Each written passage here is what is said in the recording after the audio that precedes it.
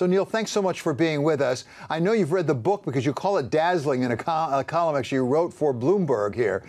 Give us your biggest takeaway from this book. Why do you say it's something that no one can afford not to read? Well, Mustafa Suleyman knows what he's talking about. He was really present at the creation of the big AI breakthroughs of recent years, one of the founders of DeepMind, which has been a key pioneer in the field. And so he comes to the subject with a really almost unrivaled expertise. He was there in the room when they built AIs that could beat world champions at chess and then at Go. So I respect him as a true authority on the subject. Not everybody who writes about AI is nearly as well versed as Mustafa is. The other interesting thing about him is he didn't start out as a tech guy at all. He dropped out of Oxford and went into politics, had a really interesting early career working in the voluntary sector. And so when he says we have a problem, and it's a problem that today's nation states aren't really well set up to deal with, I think we should all listen, because I don't find it plausible that just letting it rip, as some people would advocate, is prudent given the potentially very dangerous things that AI is capable of doing.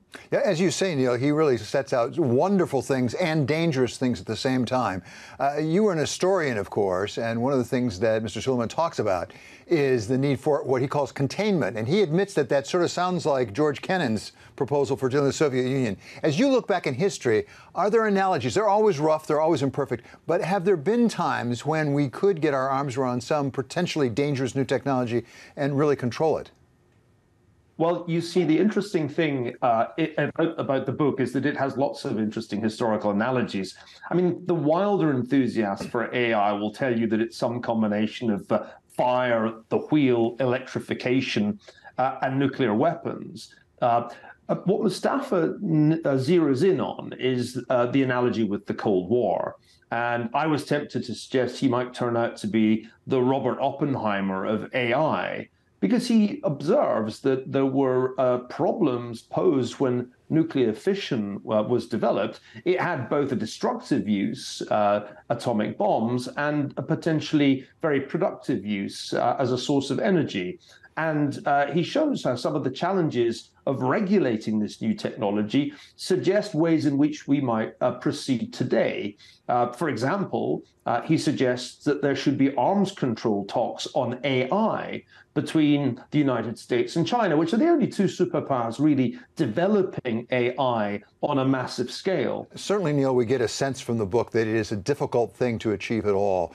But I wonder if it isn't made more difficult by another thing that Mr. Suleyman talks about in his book, which is what, in fact, AI could do itself to the nature of the nation state, because it really feeds back potentially on itself in destructive ways at a time when a lot of nation states aren't that strong, let's be honest, right now at all. They aren't that cohesive right now. We have a possible risk of AI for the very Treaty of Westphalia, I guess, as I would put it.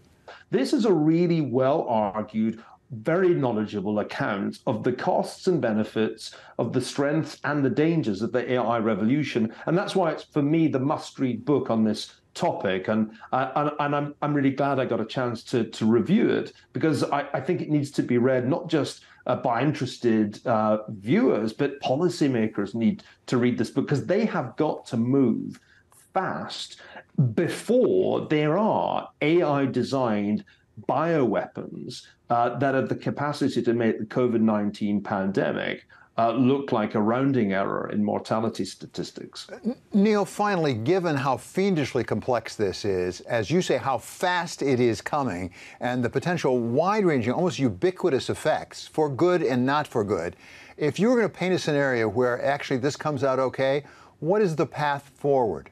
Well, I mean, the Cold War analogy is helpful here because we didn't have World War III, and in the end, the United States and Soviet Union didn't use their vast nuclear arsenals against one another. And the hope has to be that there's some elements of mutually assured destruction that will prevent the US and China unleashing AI through weapon systems against one another.